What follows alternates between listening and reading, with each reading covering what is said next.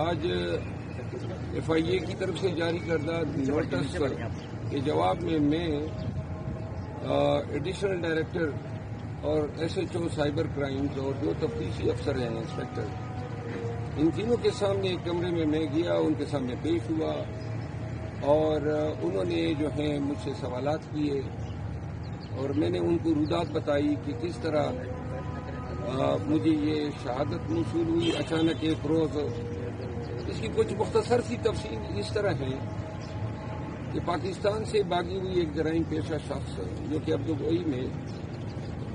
15 سال سے بھاگا ہوا ہے، دبئی میں بیش بدیر ہے، اس کے ساتھ انڈین کچھ لوگوں نے رابطہ کیا اور ان کو انگیج کیا بقول کنٹریکٹ کلر پہ کہ ان کو انگیج کرنے والے جو ہیں مریم نواز شریف کی بھی آخر آئے تھے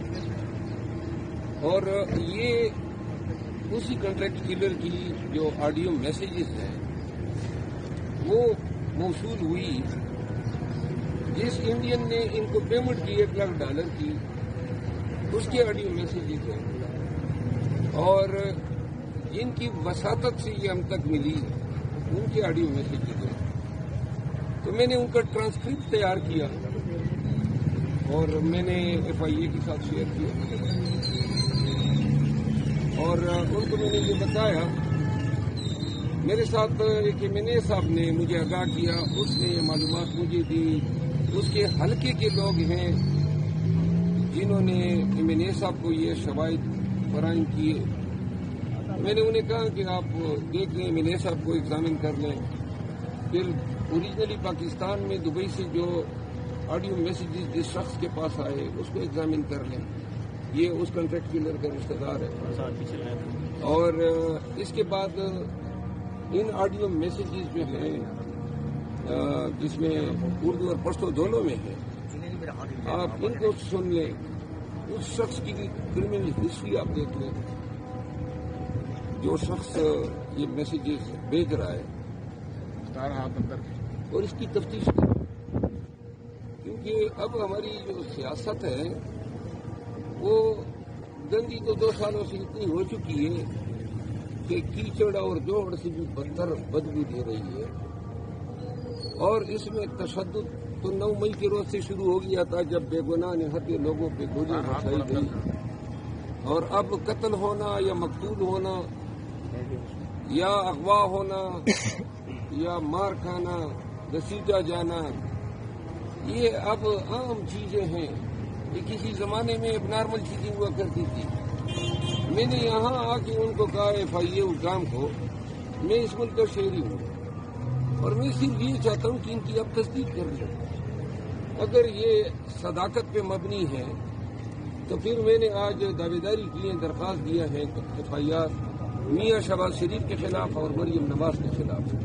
جس میں نے لکھا ہے کہ اگر میرا بال بھی بیکا ہوتا ہے تو یہ دونوں میرے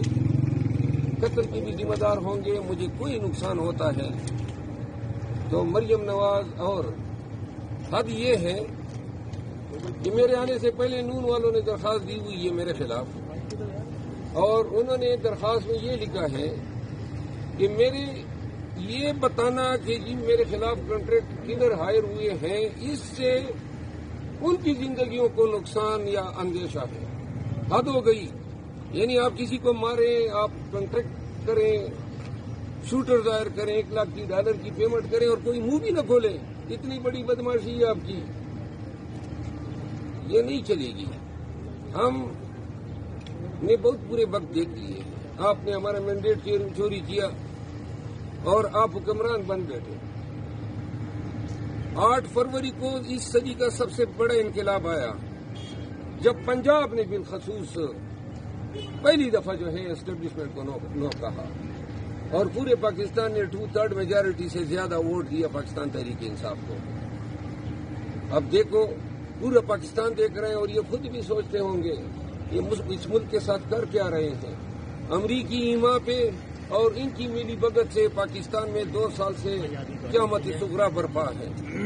لہذا یہ صرف میری کہانی نہیں ہے، پاکستان تحریک انصاف سے وابستہ ہر ایک پارلیمنٹیرین لیڈر جو ہے ظلم و ستم و جبر کا شکار ہے۔ لیکن آج میں نے FIA کو یہ لکھ کر دیا ہے، تمام تفصیلات کی ہے، اور ایک دفعہ پھر آپ کے ذریعے پوری قوم کو بتانا چاہتا ہوں کہ ہم زندگی کے ڈر سے اس لیے آپ کے آگے جھک نہیں سکتے ہیں کہ جو شخص 71 اب 72 سال کے ہونے والے ہیں، ناکردہ گناہوں میں آج بھی دوسری گرمی آ رہی ہے،